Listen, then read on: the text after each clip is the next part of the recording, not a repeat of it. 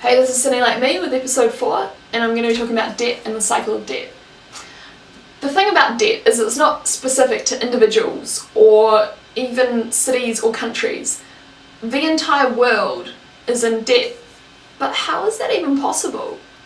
If I write $20 billion on a cocktail napkin and I sell it to JP Morgan, while JP Morgan writes $20 billion on a cocktail napkin, and we swap those two cocktail napkins at a bar, and we each pay ourselves 1/4% in a fee, we make a lot of money for our Christmas bonus. We each have on our books a $20 billion cocktail napkin, which has no real value until such time as the system is no longer able to absorb bogus cocktail napkins, in which case we go to the government to get bailed out.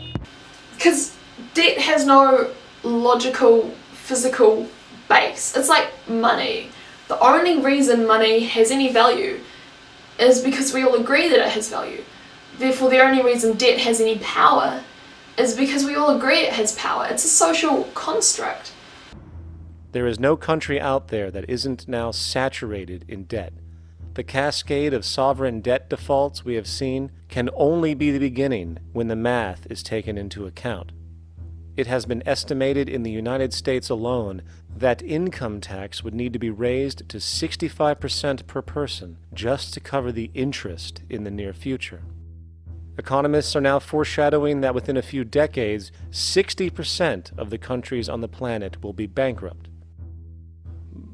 But Social security liability, prescription drug liability, medicine liability, US unfunded liabilities, liability per taxpayer, US national debt, debt per citizen, debt per taxpayer, US federal spending, US federal budget deficit, state debt, total federal, state, local spending, spending to GDP ratio, gross debt to GDP ratio, US total debt, debt per citizen. How can anyone think this is a good idea?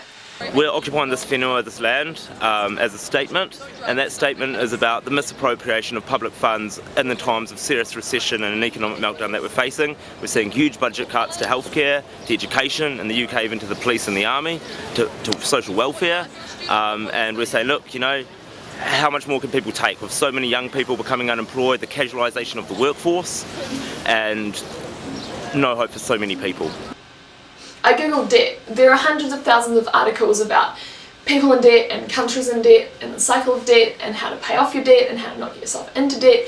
I could not find a single article discussing whether our current monetary system and the debt cycle that's inevitable in our current monetary system is really the best way to be running things. A monetary system that allows this kind of self-destruction can't be the best way to run the world. How can anyone think this is a good idea? hold on, let me get this straight. The world is going bankrupt, whatever the hell that means, because of this idea called debt, which doesn't even exist in the physical reality. It's only part of a game that we've invented. And yet the well-being of billions of people is now being compromised. Extreme layoffs, tent cities, accelerating poverty, austerity measures imposed, schools shutting down, child hunger, and other levels of familial deprivation, all because of this elaborate fiction. What are we, fucking stupid?